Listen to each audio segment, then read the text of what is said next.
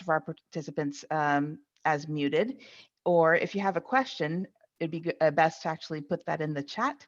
And we can address those questions as we go when we have a good natural pause.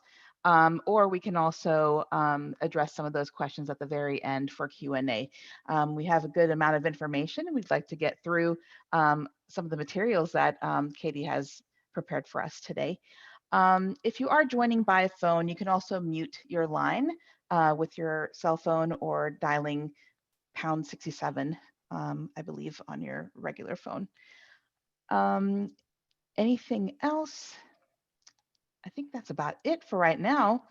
So I think I'll go ahead and introduce Katy here. Katy, as mentioned, is our co-owner of Night Song Native Plant Nursery. Hello, Katy.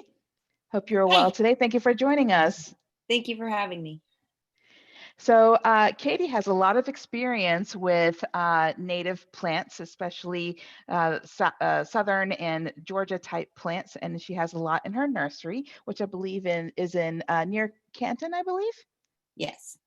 Yes, and she'll be talking to us a little bit more about the biodiversity of using all these different plants in your garden or landscaping, which helps us in a lot of different ways to create that beautiful, lush, different kind of landscaping that you're looking for, and as well as being sustainable within our area and using the plants that are native to this area.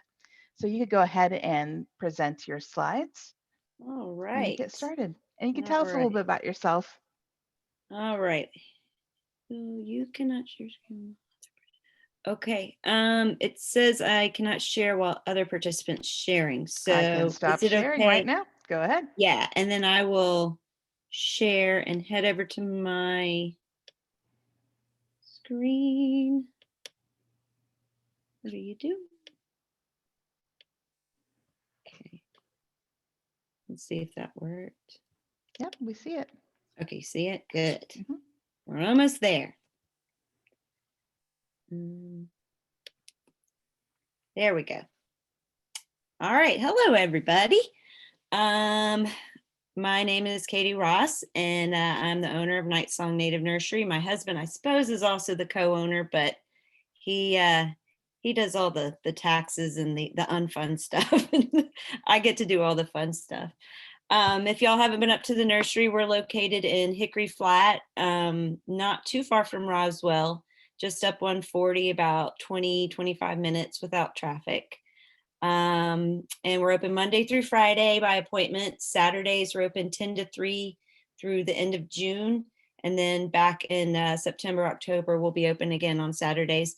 I have the luxury of being closed on Saturdays when it's too hot and when it's too cold. So, but we are open by appointment year round.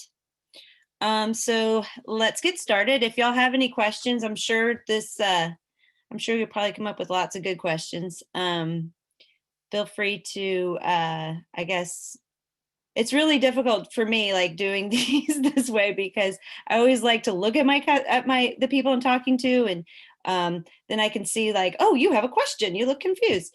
But I'll probably bring up a couple controversial points that people usually give me a frowny face on. So feel free to, at the end, bring that up with me. I'd love to discuss. So the name Katy, of my... Katy, let me interrupt for one quick second. Sure. So because you will be watching your screen and talking, Gina Yes, will we probably can facilitate. Yeah. Gina will be monitoring the chat. Oh, so okay. As questions come up, and Cool. that way you'll know when people are asking questions. Okay. Oh, that sounds great. Yeah, because I am not good at multitasking. That's okay. And as mentioned, if you guys want to put that either in the chat, or there's also a lovely little raise hand feature, and then we can take your question at that point as well. But yeah, the chat feature's on Zoom on your far right. You can also press the chat button, and then you can ask your questions there. And also, I want to say, if anybody's, because I know I'm a little timid during these things, if you have a question, you can also email me at nightsongnatives@gmail.com. So that's another way to get your questions answered. So the name of the presentation is The Native Landscape, Using Native Plants to Promote Biodiversity in Suburban and Urban Spaces. So what is biodiversity? Different groups of people that I do presentations for, some may be very well versed in what biodiversity is, and some might not really have thought too much about it. But it's biological diversity.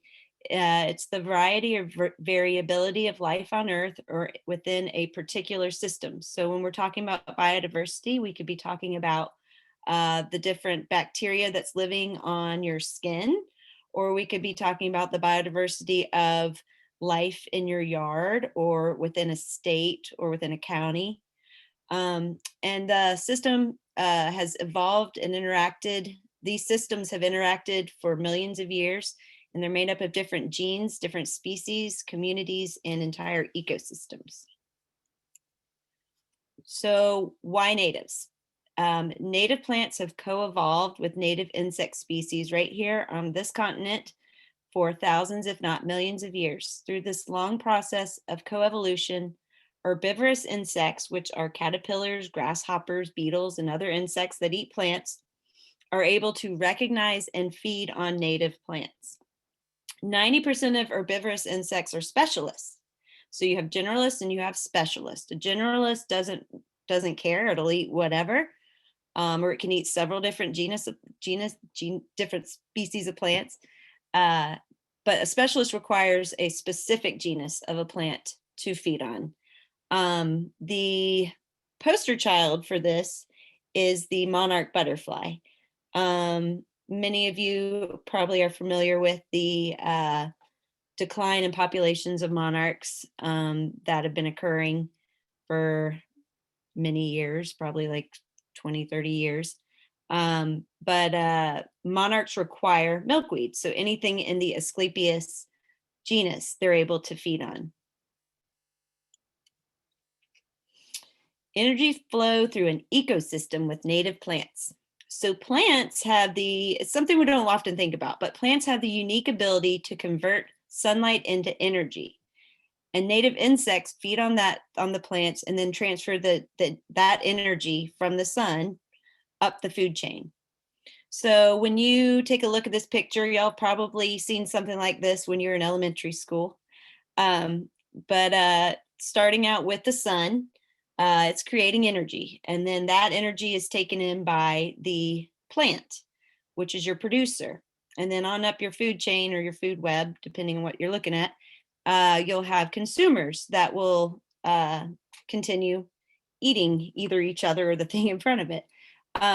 In this picture, you'd have viola eaten by a caterpillar of a fritillary, which would be eaten by a frog, which would be eaten by a snake and an owl. But if that viola was, say, a loropetalum or a non-native plant that's not known as a food source to that caterpillar, the caterpillar wouldn't be able to eat it. So basically the food chain or it would stop right there with the plant. It would not transfer energy on up the food chain. So why natives matter? Because nature relies on them and we rely on nature. Not only do plants provide food for us to eat, but they also provide a beautiful space that's good for us. It's good for our mental health. It's good for our well-being. They're beautiful. They serve a purpose beyond just the aesthetics. These spaces need not and cannot only exist in protected places and parks. We need to bring these places into our front yards and our backyards and to exist in our ever-increasing suburban and urban landscapes. Wildlife can no longer exist elsewhere because elsewhere has now become a strip mall or a gas station. We have to provide this habitat in our own yards. I know I grew up in Gwinnett County back in the 80s and 90s. And growing up, I always thought, well, wildlife, it existed beyond my backyard, although it existed in my backyard, but it was out in the woods, and there were plenty of woods out there. So that must be where all the wild things live, and the wild things live up in the mountains. Well, growing up in the 80s and 90s, we had more than, earlier on we had more wild places. Well, those wild places have now, as y'all are very familiar with, are now gone. Gardening and landscaping to support wildlife is now a necessity that must occur in developed areas and neighborhoods.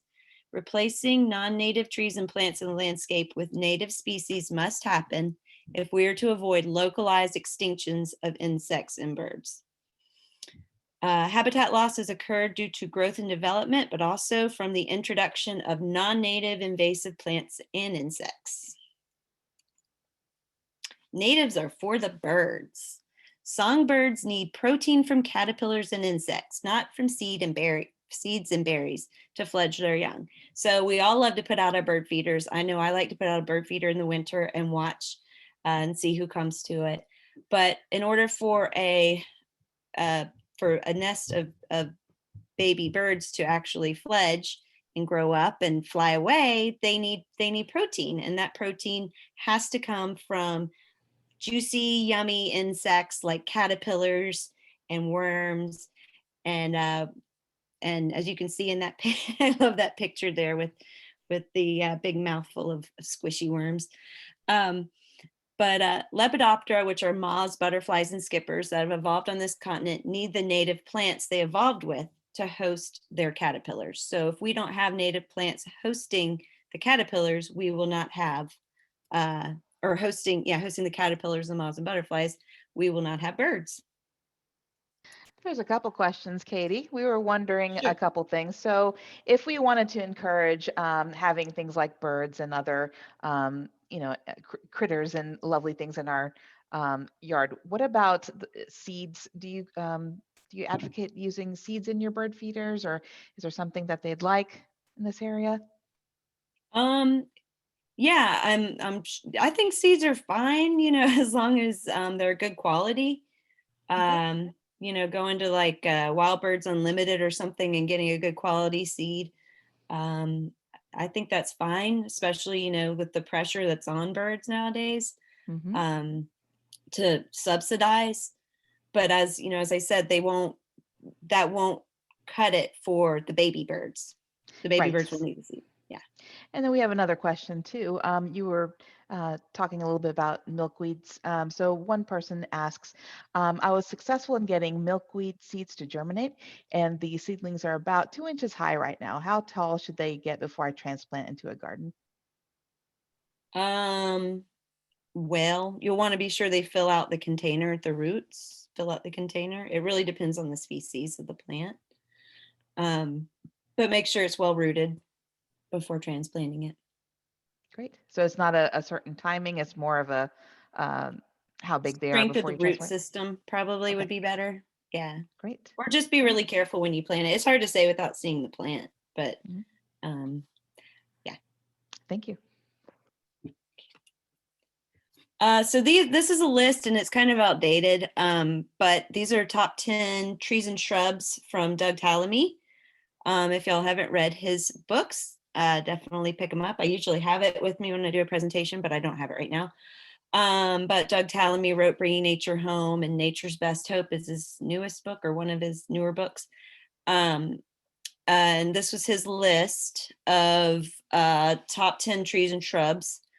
Oaks are always going to be at the top. They are the king and queen, I guess, even though they're not male and female, but of trees that support native Lepidoptera. So I know the number's well over 534 species have been found to host on oak trees. So if you have an oak tree in your yard, you're doing great. You're doing a lot to help provide food for baby birds. Then next we have willows, and cherries, and plums, birch trees. Something that I think a lot of people are surprised by are that blueberries, Vaccinium, actually supports close to 300 different species of Lepidoptera. We often think about blueberries as being delicious for us, which they are, but also, we always have to beat the birds out to get the fruit off the plant because birds love to eat the fruit. So not only do you provide fruit, but you also provide protein by allowing them to host different caterpillars. So if you plant it, they will come. Here's a picture of a black-throated warbler on an American beautyberry. Beautyberries host at least 35 different species of songbirds. Maybe host isn't the right word. 35 different species of songbirds like to eat the fruit from the beautyberries. So that's a great plant. It's also a good pollinator plant. Yellow finch on a purple coneflower, tiger swallowtail on hairy leaf cup. So if you want to see these birds and different butterflies, it's important to plant these in your yard. Native gardens grow wildlife. So if you want to see these gorgeous monarch butterflies, you'll need to plant milkweed, Asclepias. And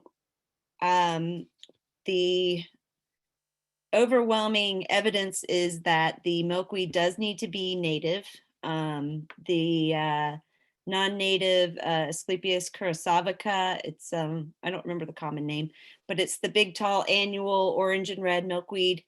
It's actually not considered, I don't know, I hate to use the word good, but it's a pretty plant. It flowers, and that's cool, and caterpillars can feed on it. But if you do happen to grow it, just be sure you pull it at the end of the growing season by probably mid-October. Either cut it all the way down to the ground or pull it out. It will reseed around your yard, but you don't want to leave it in the ground because it won't go dormant, where a lot of our native milkweeds go dormant in time for the monarchs to fly on down south. And that one does not go, it keeps flowering and being beautiful until we have a hard frost. And if we have a hard frost and the monarchs are still laying eggs, they're going to all die. So monarchs need milkweed, like I just said. This is a top one is a butterfly milkweed, the orange. That's a really popular one, a beautiful, beautiful plant. White milkweed, it's another good one, Asclepias perennis. If you want to see fritillaries in your yard, you will need to plant a passiflora. Passiflora lutea is the yellow.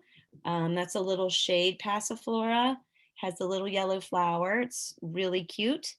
Or Passiflora incarnata, maypops. Y'all might be familiar with both of those, but everybody, you can't forget the Passiflora incarnata, the maypop. That is that's one of my all-time most favorite flowers. And if you want to see spice bush caterpillars, which I call the world's cutest caterpillar, then you'll need to plant spice bush. And also sassafras can host spice bush caterpillars. I don't think I've ever seen one of those caterpillars with a little face on it before. Those are so cute. Yeah, they're adorable. So they like to curl up inside the leaf of a spice bush, and they'll poke their little heads out. And they'll kind of, once they get bigger, they get too big to stay inside the curled up leaf. So their little head will poke out, and they have the markings that make them look like they're Bigger, a lizard yes. or a snake to help prevent being eaten by bird. Mm-hmm. That's fascinating. And they're adorable. So what are some major roadblocks for biodiversity and ecosystem health? Habitat loss and fragmentation and degradation of habitat, non-native invasive plant and insect species, non-native diseases and pathogens. But what about the lack of knowledge among everyday people? That's something else that we kind of take for granted. We know these big, huge things are staring us in the face. Habitat loss is a big thing that we have to deal with, but we forget just basic knowledge of plants is a huge thing. When people don't know what a plant is, and plant blindness it's a pretty bad thing.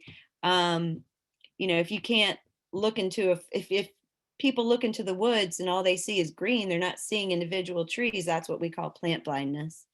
So I'm going to show you a picture. And then I say, what did you see?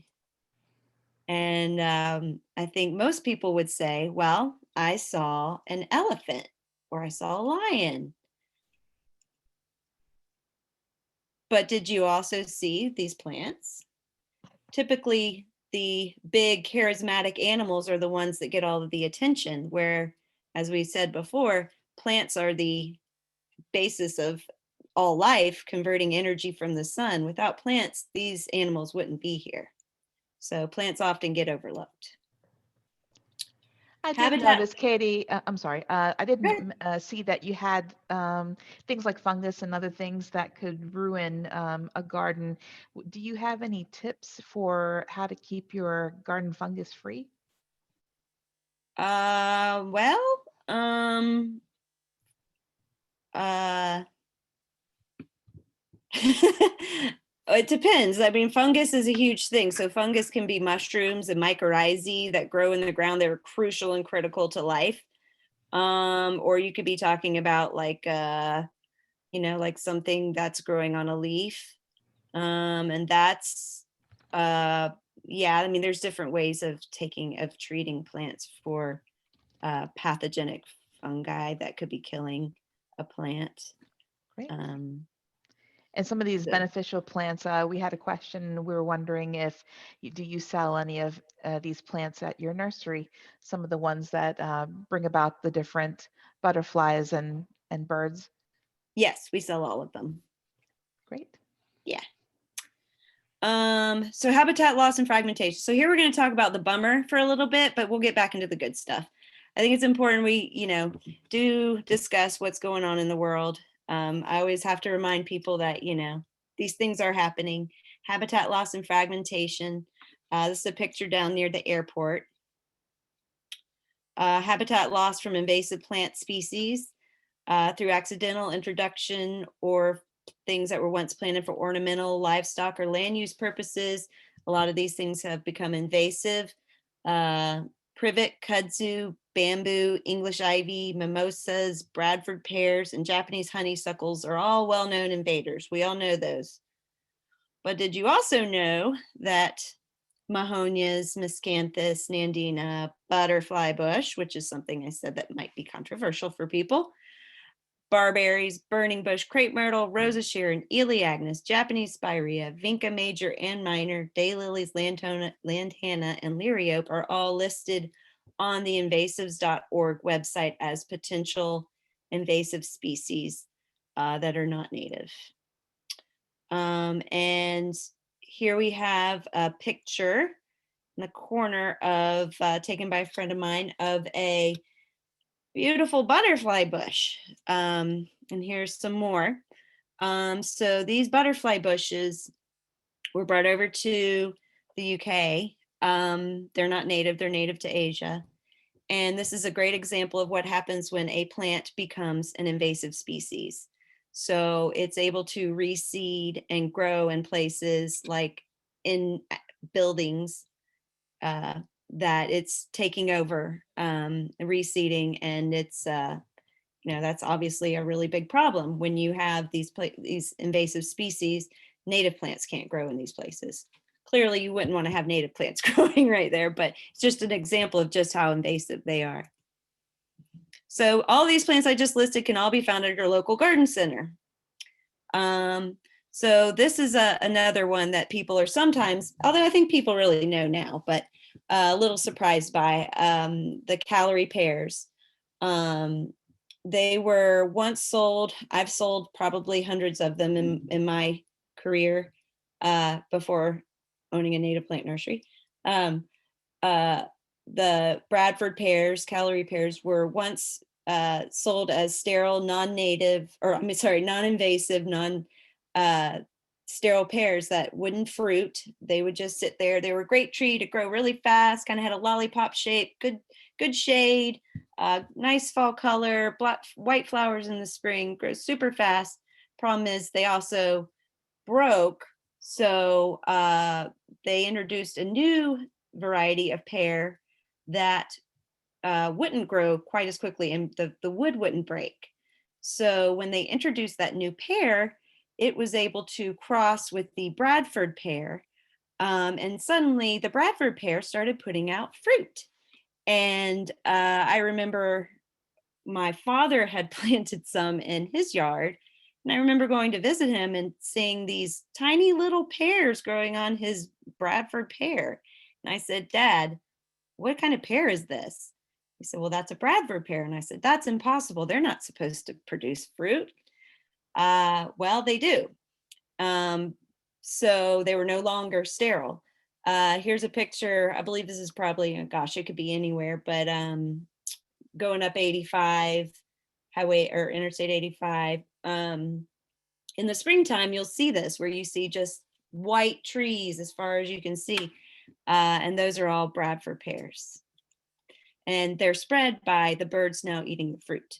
And people think, well, if the birds are eating the fruit, that's great. We're feeding the birds. But the problem is the plant is going to outcompete the native species. And what we talked about earlier, that they are not recognizable to any Lepidoptera as a food source.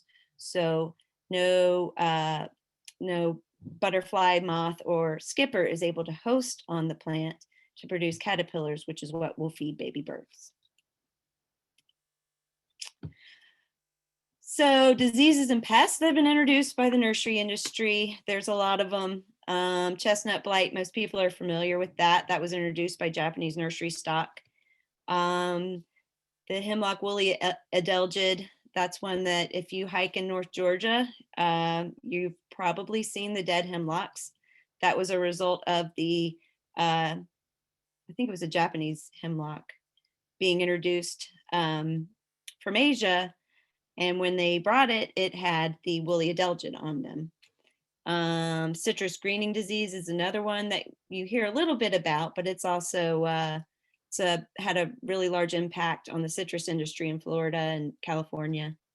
And then sudden oak death. And this is one that I remember. This is one of the first diseases that I remember in my horticultural career. Sudden oak death can be spread on rhododendrons and camellias, not just on oaks. And there were shipments coming over from the Pacific Northwest, and they had sudden oak death, and it could have potentially gotten out in the nursery and then out into the environment. Traditional landscape maintenance. Traditional methods of landscape management are unsustainable and require huge inputs, as y'all probably are familiar with. I've lived in Roswell, so I know there's a lot of leaf blowers and a lot of landscape maintenance going on, and they are all producing exhaust, water pollution from runoff, noise pollution. Management of native landscapes can be less impactful, less expensive, and using fewer resources. And often I tell people, talk to your landscaper. They often just don't know, and they want to make you happy. And so if you tell them, hey, instead of taking those leaves and putting them in a bag and putting them in the road in front of my house, can you take those leaves and spread them in my perennial bed? They'll say, okay, sure. So you just need to educate your landscaper and tell them what you really want. And the native landscape can look tidy and neat. A lot of my customers come in and say, I live in an HOA. I need something that looks really nice and tidy. And there's plants that I can help them use that will look nice and tidy. Different cultivars have been cultivated over the years to stay more compact and spread less. But some of the keys for a tidy landscape are maintaining and defining your bed lines, mass plantings and drifts to give the space purpose. So instead of planting 1 or 2 of something, plant 5 or 7, fewer species, more numbers with fewer species. Use planters and raised beds to help define a space. In meadow gardens, you can maintain a mowed strip that defines the area, gives what is called the cue to care. Maintain a line of sight to your house and other key features that you'd like to highlight in your landscape. So I always tell my customers, I don't do design work anymore, but when I used to, I would say, what do you want to see from your house? If you're standing in front of it, what do you want to see? You want to see the front door or maybe a beautiful window. Then don't plant things that are going to block it, kind of, off to the side that draw your eye to it. And turf can be used as a place to rest your eye, to play in, and to use. So there's a big movement now for people to get rid of all their lawns. I personally think that lawns serve a purpose, and they can be used for, as they should. They maybe don't need to be, acres of turf grass, If you're going to plant a nice turf, then also go ahead and plant some natives in there. So translating native landscape concepts to the public and to your landscapers with signage. You can go and you can get your landscape certified through different organizations. Talking to your landscapers and to your neighbors, let them know what you're doing. And working towards the beauty and harmony in your landscape. So make peace with the fact that nothing is perfect and neither should your landscape be. So that's something I know I struggle with. And looking out in my yard, I'll be like, oh my gosh, my grass looks crazy and there's weeds coming up and I got to get it taken care of, which, yeah, eventually I will, but I can't let it make me crazy. If you or your HOA insist on a perfect front yard, then make your backyard a more natural area for you and nature to rest and relax. Choose plants that are not listed as invasive species and beware of new introductions from Asia and Europe. Never buy plants that have been treated with systemic pesticides. They will also kill the insects you are trying to attract. So neonicotinoids are a type of pesticide that have gotten a lot of attention. A lot of growers have moved away from them just because of the bad press that they've gotten. We don't use neonicotinoids in any of our plants. We try to stick to mostly all organic. And as far as pesticides go, our nursery, we only use neem oil and we use it very carefully. Buy from growers who can guarantee you that they do not use synthetic pesticides, or if they do, they're well versed in the methods that cause limited ecological damage. So some growers, I know lots of really great growers, and they still use pesticides, but they're doing it responsibly. So they're not just going out and, spraying things preventatively. They're waiting and practicing IPM, which is integrated pest management, to be sure that they aren't putting more pesticide into the environment than they need to. And leave the leaves, don't deadhead, quit pruning everything, and enjoy the little critters you're going to attract. So when you leave your leaves, you're going to start seeing more moths, and you're going to start seeing more frogs, and you're going to start seeing maybe some more worms, and those worms are going to bring in the birds. And don't deadhead, just kind of allow some of your perennials to go to seed and wait and see what you're going to attract. You might be surprised. You'll probably attract some birds. I also like to tell people that if you love it, plant it. I have been doing this. I've been in horticulture for a long time, and I grew up with my grandmother loved gardening and plants, and her mother. So I understand gardening it's something that we pass down to our children, and it's something that's really, a lot of plants are very special to us. Like gardenias, the smell of a gardenia in the summertime is something that is just very special, and it holds a lot of great memories. And the Nico blue or blue hydrangeas are beautiful. So if you love it, plant it, enjoy it. That's what they're there for. But also plant native plants alongside them. Plant your mountain mint and your Joe Pye weed, and then you'll also get to enjoy the beauty of natives, but also the beauty of the insects that the native plants are going to bring in. And Night Song Native Plant Nursery, that's us. The gold standard for us in plant production is locally sourced, open pollinated, seed grown plant material, which captures the local ecotypes and genetic diversity. And that's a big mouthful, I know. It's something that I'm working towards as a nursery. It's kind of my goal. And it's something that I think a lot of native plant nurseries are working towards. And final parting words, if you're going from Aldo Leopold, he was a naturalist. If you're going to tinker with the earth, at least keep all the pieces. So that is everything. So does anybody have any questions? Thank you so much, Katie. We really learned a lot on covering the importance of the best range of biodiversity and ecology in your own backyard. Do you have any favorite native plants that you're currently featuring at your nursery? People ask me that, and I love all of them. All of them. That's good. So some of my favorites are it goes back to my childhood. So the Night Song Native Plant Nursery, Night Song comes from when I was a kid and sitting outside with my parents, listening to the sounds of the crickets and the tree frogs and birds. So a lot of things for me they kind of remind me of my childhood. So the maypops remind me of my childhood, and the orange milkweed reminds me of my grandmother. I love the phlox. There's some beautiful phlox that are just easy to grow that attract so many different species. Yeah, I guess it depends. Right now we're growing so many perennials, so we're focusing on our sun perennials. So that's what we're growing right now. So that's where my head is. But I love a lot of trees and shrubs. White oak is my favorite tree. So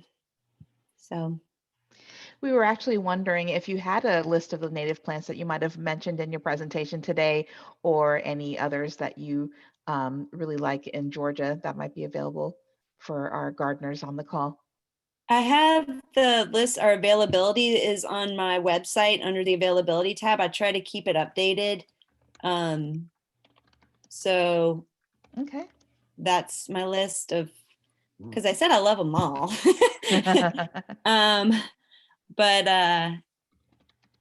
yeah, I mean, it's hard to say which one's the best.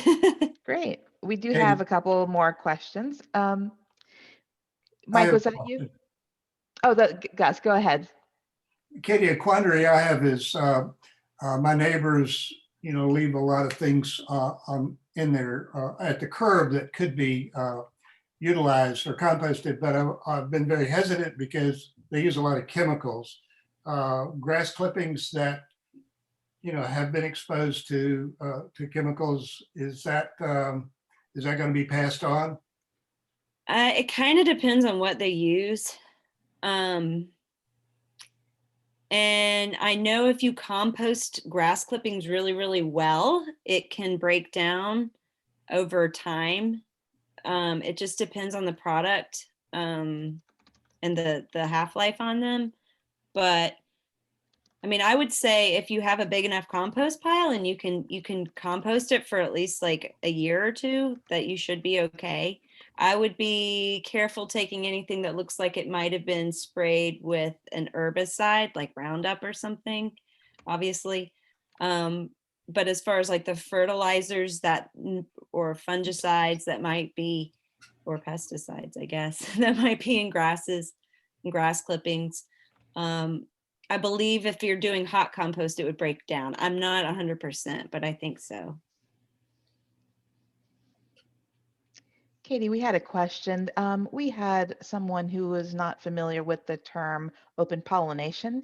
Can you tell us a little bit more of what that means? Does that mean just we have bees and things like that that are openly pollinating, or does that mean something else? Yeah, that's exactly. Yeah. So things are open pollinated when they're in the wild and you have insects doing their thing and pollinating the different plants. That's basically open pollinated. Okay.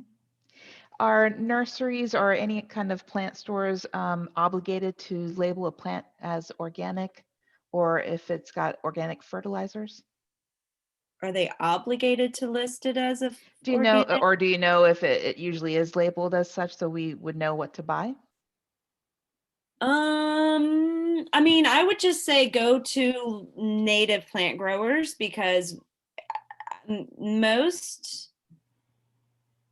so if you go to a small grower, even if they're not a native grower, you can talk to the grower. So I don't think they would label them, but when you go to a smaller nursery where they're growing the plants, you should be able to ask them what they use, and they'll usually be happy to tell you. Or I know I use organic practices. I know most native plant growers do use native practices because of what we're trying to do. So, but I don't really know about others. I would say most other nurseries tend to use synthetics just because they're quicker. Katie, what about cultivars of natives? Are those useful? Yeah, so that's a really great question. I get asked that a lot. because I do sell cultivars, and I like cultivars. I think it depends on what you're doing. So a cultivar is basically just a cultivated plant or a plant that's been cultivated for specific reasons. So say like Jacob Klein bee balm's a great example. Monarda didyma. So Monarda didyma is a plant that grows. It tends to get powdery mildew. It kind of tends to flop. It's a beautiful, beautiful plant. But Jacob Klein bee balm was found on the side of the Blue Ridge Parkway, I believe, and it tends to not flop. It tends to not have as bad a powdery mildew issue. So it's propagated asexually by division.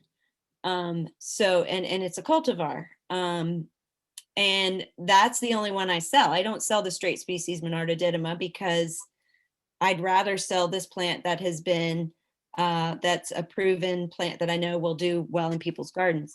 Now, if you're trying to do a restoration landscape, which typically I really don't, I've yet to have maybe 2 or 3 customers that have said, I want to have straight species. I'm doing a restoration. And I think that's awesome. It's typically people that live up in the north or north of us that are like, near the mountains, near wild areas, and they don't want anything to escape. So they tend to grow just the straight species. But a lot of cultivars exist because they do kind of, they're easier for like a homeowner to grow. Maybe they're grown because they're cultivated for a specific reason, like they stay smaller. I tend to avoid any of the cultivars that are too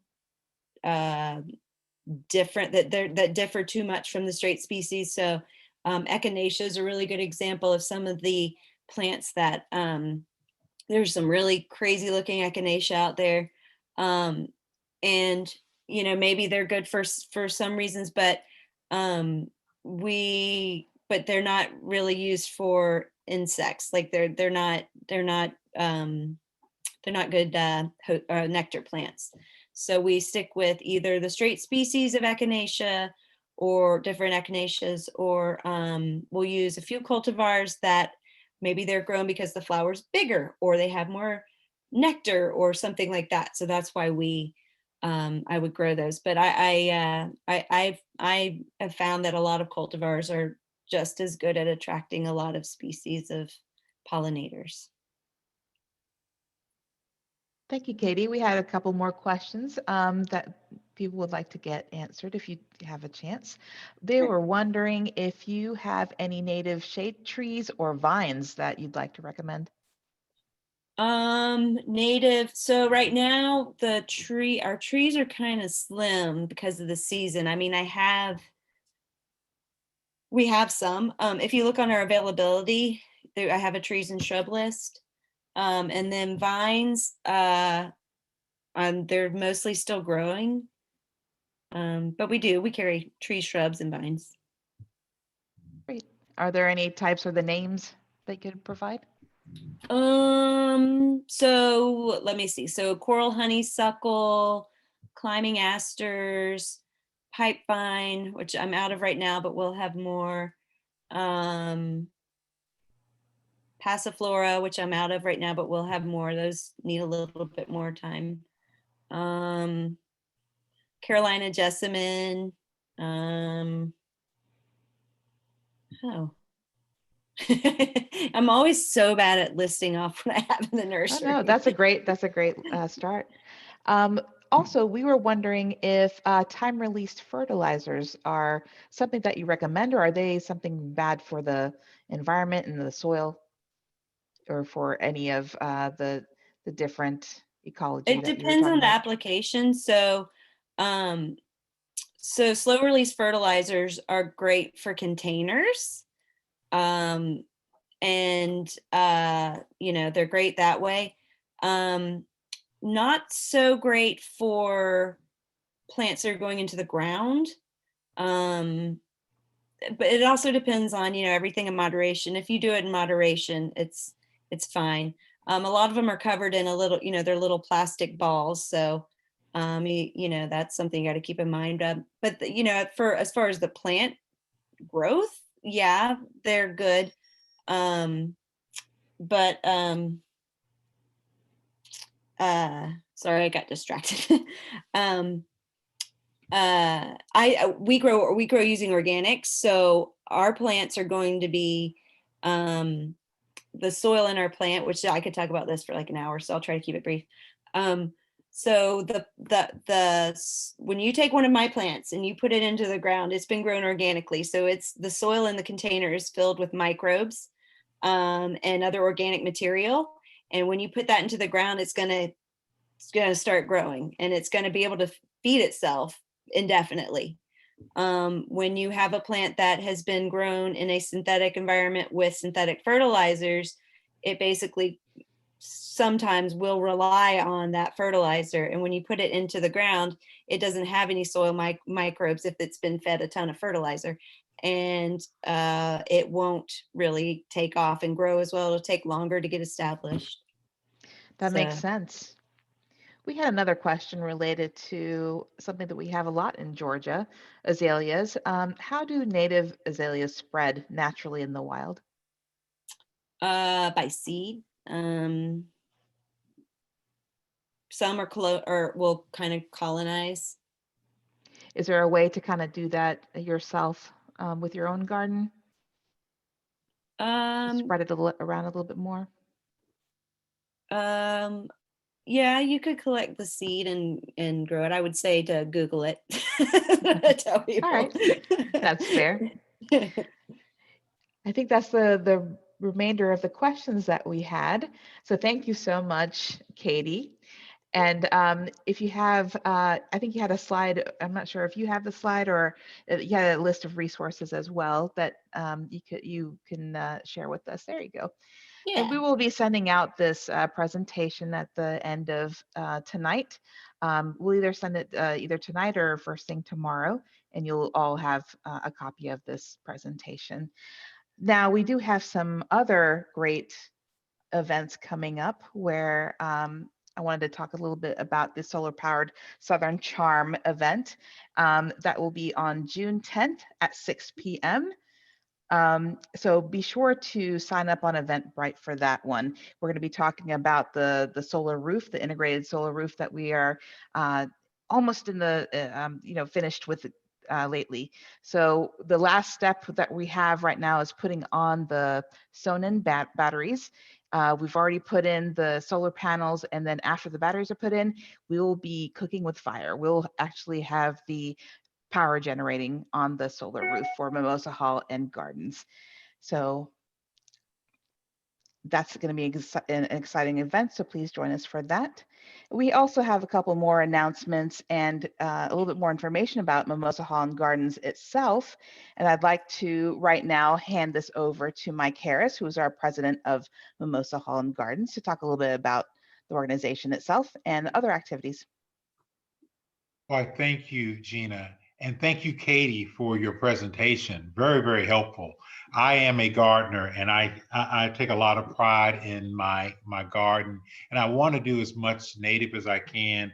And I also love birds. I think I have like half a dozen or more bird feeders, probably a dozen or so bird feeders out there, because I love that song. We also have a pretty big water feature, so I have lots of frogs, which it is what it is, right? You can't have it all. But at any rate, thank you for being here. We appreciate it. I do want to mention that Mimosa Hall and Gardens, which is situated at the very edge of the historic district, is the newest addition to the city of Roswell's cultural assets and historic assets.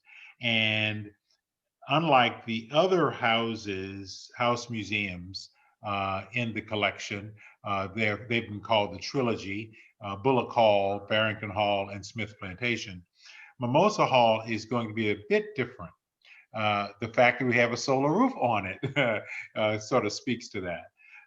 That solar roof will make us the oldest net zero structure in the Americas. So we're very excited about that. The batteries arrived yesterday. They'll be installed sometime over the next week or so. And it takes a year for that validation to come through, the certification to be net zero, but we're very excited about that. There's also a lot of work happening at Mimosa Hall right now to get it open and accessible to the community. So you should hear lots of good press about what's coming up. We're renovating bathrooms, we're renovating the kitchen, we're renovating the grounds. And with that, we have an amazing partnership that we've just started, thanks to Gus Haydorn, with the University of Georgia. And they're going to partner with us to give us some ideas and with their students to actually come up with some plans that will help us to do the very best things for Mimosa Hall and Gardens, especially looking at native plants, managing invasives, and looking at historic plants that we might be able to put onto the property. So we're very excited about that engagement. We're excited about all the work that has taken place. But we also want to let you guys know that with the solar roof and the talk next month in June on solar energy and all of that, that's a big focus of what we do. And this session, like this session, is a part of a series that we do on gardening. We do a series on culinary arts, on arts and culture, on critical conversations. We think that we don't think, we are committed to being a part of the community that brings people together. And we want to bring people together to talk about things that are important to the entire community. So whether that's native plants or gardening in general, arts and culture, history, social justice, you name it, we want to be that place. Because Mimosa Hall, when it opens, and it's going to be opening very, very soon, will be a place for people to come together to build community.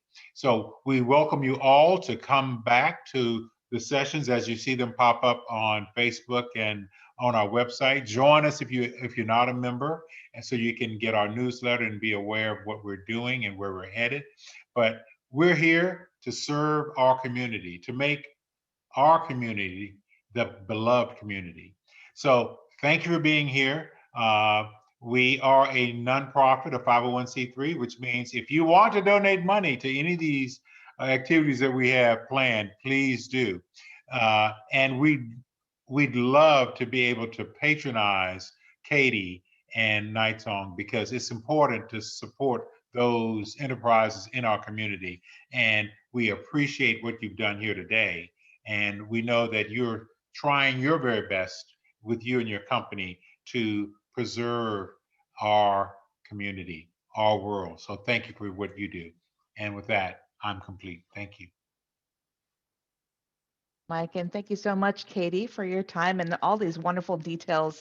And for everybody else, like I said, join us for our different events that we have coming up, and you can see them on our event site, which I'll be posting in the chat right now.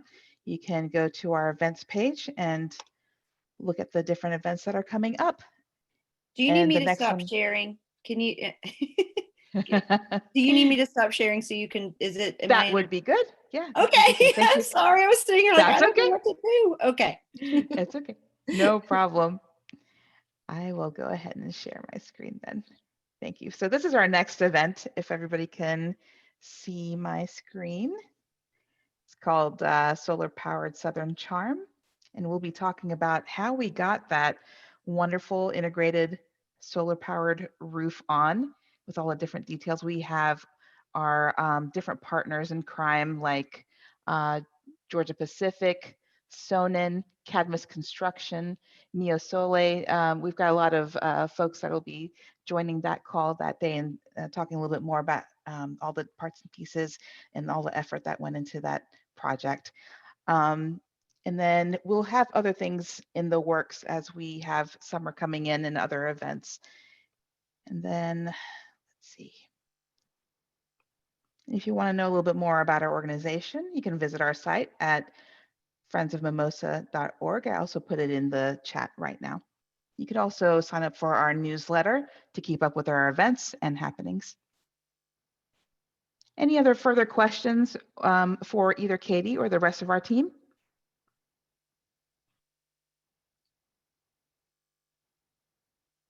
Anything in the chat? Actually, I can't see the chat right now because I'm sharing. Mike, anything on the chat right now?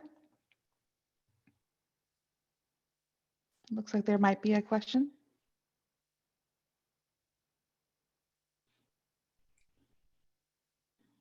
I don't see anything in the chat. There's Okay, a thank great. you from a couple of people. Wonderful. I hope you guys enjoyed this presentation. I hope you guys join us for our next one. Thank you, Katy, and thank you, Friends of Mimosa Hall team. Thank you. Y'all take care. I enjoyed talking with you tonight. Thank you. Have a great evening, everybody. Bye, Katy. Thanks. Bye. Thanks to you all. Thank you. Thanks so much.